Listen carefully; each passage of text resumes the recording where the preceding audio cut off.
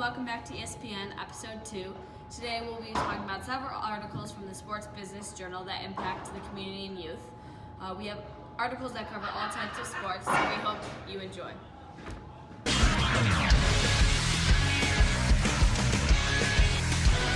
Hi, I'm Anthony Fichette, and I'm here to talk to you today about the University of Virginia. They last year just hired a new athletic director. Her name's Carla Williams. She's the first African-American female athletic director in the Power 5 conferences.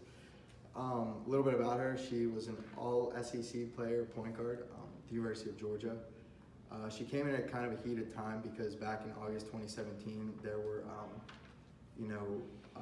riots and debates outside of the university, so it caused a lot of trouble, and she came in at a pretty big time. But she feels the need to kind of tell her story a lot, just because she's in a position that's primarily dominated by males, and to get there it took a lot of hard work. So, she stresses to younger girls, especially if they want to be in a role like this, then they'll know how to be.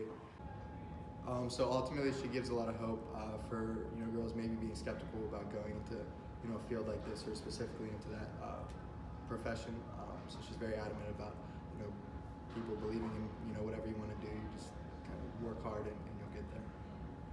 So this relates to youth and community because she's one of the few in her position. So she gives a lot of girls someone to look up to if they aspire to be in that type of position or anywhere in that profession.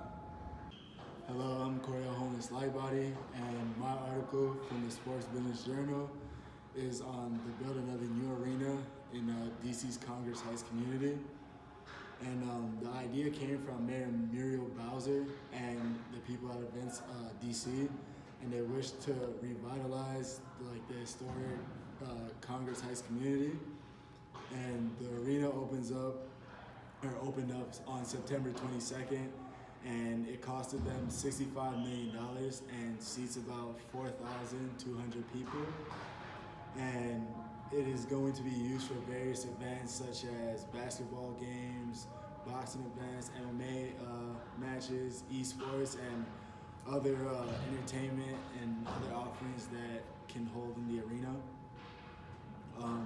It will also be the practice court for the Washington Wizards, and it's going to be the home of the WNBA team, the Washington Mystics, and their new G League team that they just acquired, the Capital City G League team.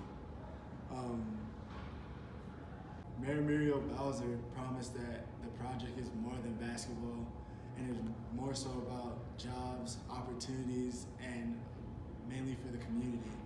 And they wanted to ensure that every neighborhood in the city of DC has world-class housing and amenities. And also the chairman of the board of directors at Events DC, who is Mr. Max Brown, said that the project is to anchor and catalyst for growth in community. So they're really centered on the community for this project, for this arena, and they're trying to really revitalize Congress Heights as a community. The building of this arena will not only help those immediately affected, but will also help the local companies surrounding the arena, and will also bring in economic and civic growth to those local companies that are going to eventually strive off the building of the arena. At the end of the day, the project will create an economic boost and significant expansion of sports and entertainment to a new corner of the city of DC. And the projected numbers are that it will attract more than 380,000 visitors annually to the arena, and about $90 million in new tax revenue over the next 20 years.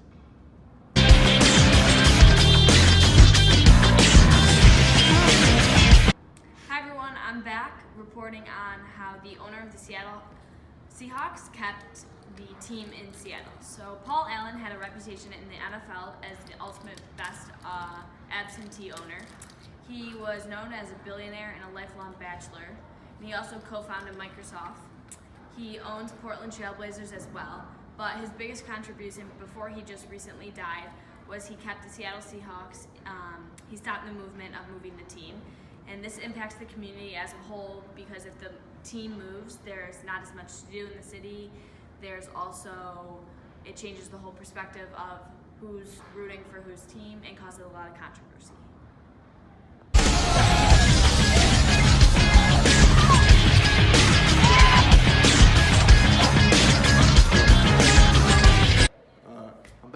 to talk to you about another article. There's a television show called Superstar Renovation, and what they do is they bring in professional athletes, take them back to their neighborhood, and they let them, fix the community up and renovate, rundown areas that they may have. The 1 week they did NFL superstar plays for the Eagles, Malcolm Jenkins. He went back to his neighborhood and he fixed up a bunch of the backyards in his parents' neighborhood.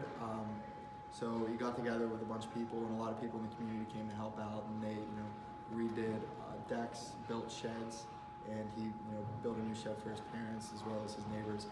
So it's a really good idea, really good cause, and gets professional athletes out there to, help out where they grew up. So it does a lot, helps the community. This next article I'll be talking about is the world's largest marathon, which takes place in New York. It has 50,000 runners, and tens of thousands of more enter a drawing each year, but they aren't accepted. It's $250 to do the actual run, and they want to grow, but they were uncertain of the amount of space in the New York streets.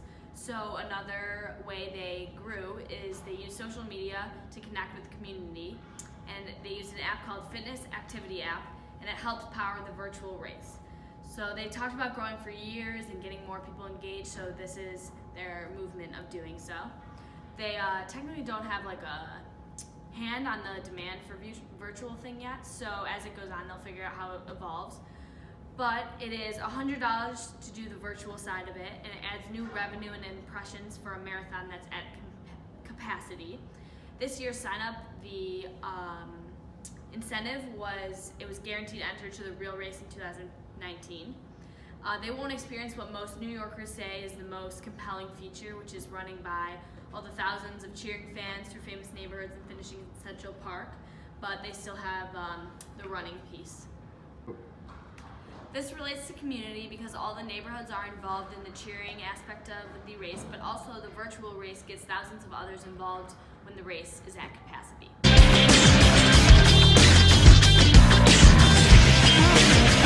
My next article in the Sports Minutes Journal involves the Indiana Pacers, which is a franchise in the NBA, and their sports and entertainment president, Rick Fuson, linked up with several central Indiana restaurants to help cater food to the organization.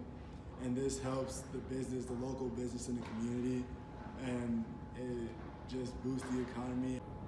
And I'm back here with Connor DeMoss to ask him a question. Connor, why do you think it's important for professional athletes to give back to the community?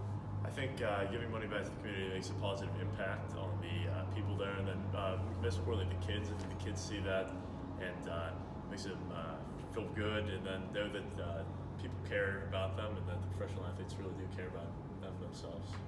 Thank you. Thanks for tuning in to ESPN Episode 2. We're the trio. And we hope you enjoyed today's episode.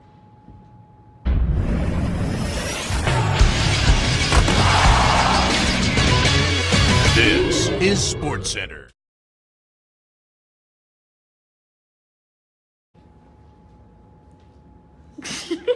Allen, who saved the football Seattle Seahawks.